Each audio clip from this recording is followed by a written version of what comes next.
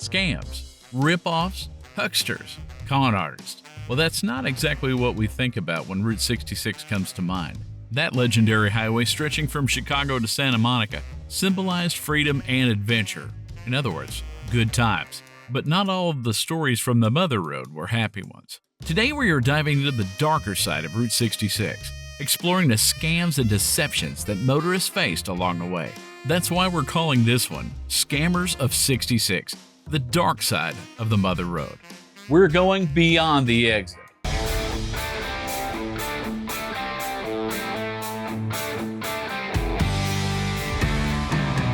Scam number one, and probably the most popular, the gas station hustle. In the 1950s and 60s, Route 66 travelers often fell victim to unscrupulous gas station owners. One infamous example is the scam run by a fellow named Bob Mechanic Johnson in the town of Amarillo, Texas. Johnson's gas station offered free car inspections, only to find urgent problems requiring immediate repair. More common were the instances where a simple oil change could turn into a $20 repair, which is about $200 today. These type of scams were widespread on the route. Take, for example, Tucumcari, New Mexico, famous for being an oasis between Albuquerque and Amarillo, Texas. One particular shop there was notorious for bringing out damaged parts that they have taken off other automobiles and convincing new travelers that they were the parts off of their car that needed replaced. Nothing, of course, would be changed, but the mechanic would wipe down the parts in case the owner was curious about what had been changed.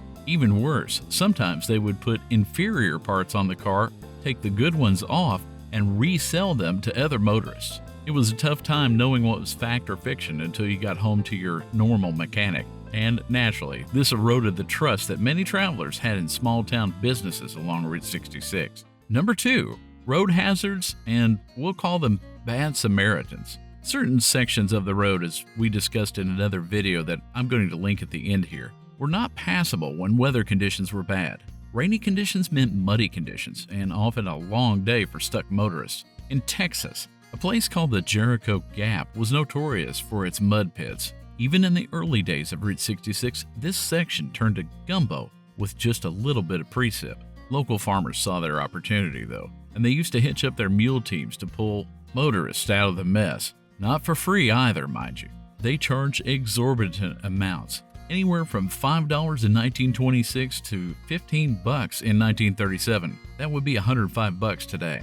Strangely enough, this problem seemed to occur in fair weather conditions as well, leading to an unsolved mystery about locals flooding the road at night. Now, near Grants, New Mexico, there was a section of Route 66 that crossed an old rugged lava flow.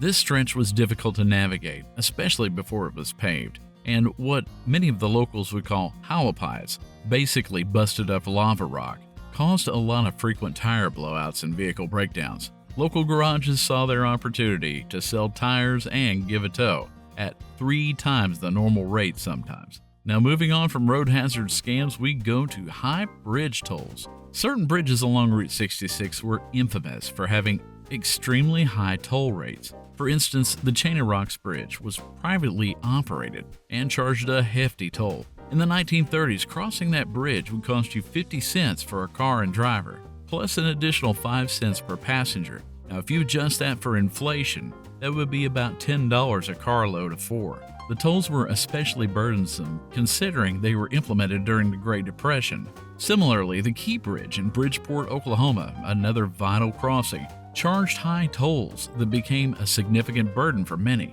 the equivalent of $20 per car and $30 per truck.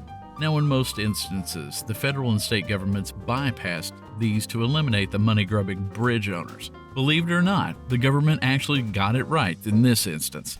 Number 4, the fake attraction scheme. Route 66 was filled with attractions meant to lure travelers off the road and get their money, but some were outright scams.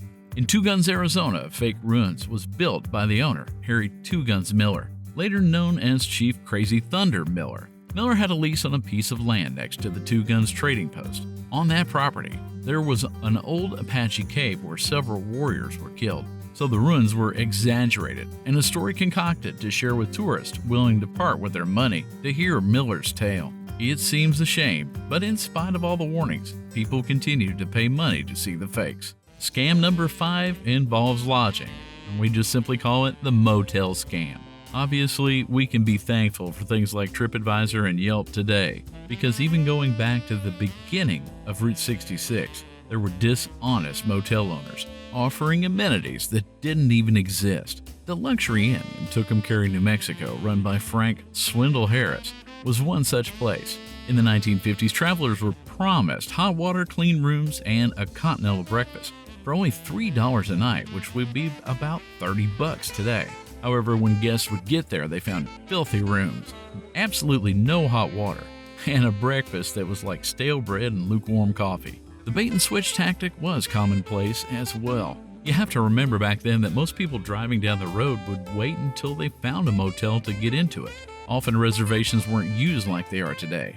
So say you're a traveler going down Route 66 and you see a billboard for a room that's only $3 a night. Sounds great.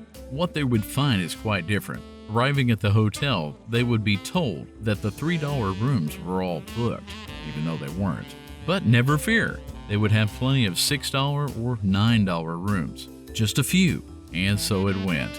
And even when they were caught in the act, refunds were just refused and complaints fell on deaf ears. They had so many people coming by that it didn't matter. In fact, motel scams of any type were so common in this time that it screamed for the industry to standardize and add a heavy dose of integrity to their practices. This is about the time that Holiday Inn presented itself, and I've got a link to a great documentary on this. It's not a video from our channel, but it's one definitely worth watching. Scams are still going on today, and that leads us to number 6, modern day scams. Even in present day, Route 66 travelers can fall prey to scams. Modern scammers have really adapted to the times, using technology and new tactics to deceive tourists.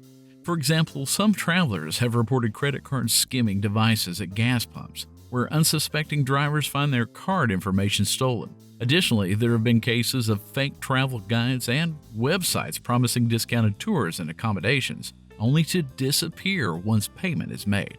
One scam in particular had a family in Illinois booking a Route 66 historic motel online, only to arrive and find that the motel didn't even exist. You know, these scams and deceptions are a great way to understand the complex history of Route 66. And they're a good reminder that the good old days weren't always good times. Those scams were going on then, and they're going on today, just in a different format. The best thing that we can do is educate ourselves on them so that we can protect ourselves, our families, and our friends as we're out traveling. Thank you to all our subscribers. And if you haven't had a chance yet, but you would like to join our caravan, we invite you to subscribe to the channel and also hit that like button so that we can get this video out to more people. As we promised, all the links to the videos that we've mentioned here will be down in the description as well. And as always, I'd like to remind you that you never know what you'll find until you go beyond the exit. Thank you, and God bless.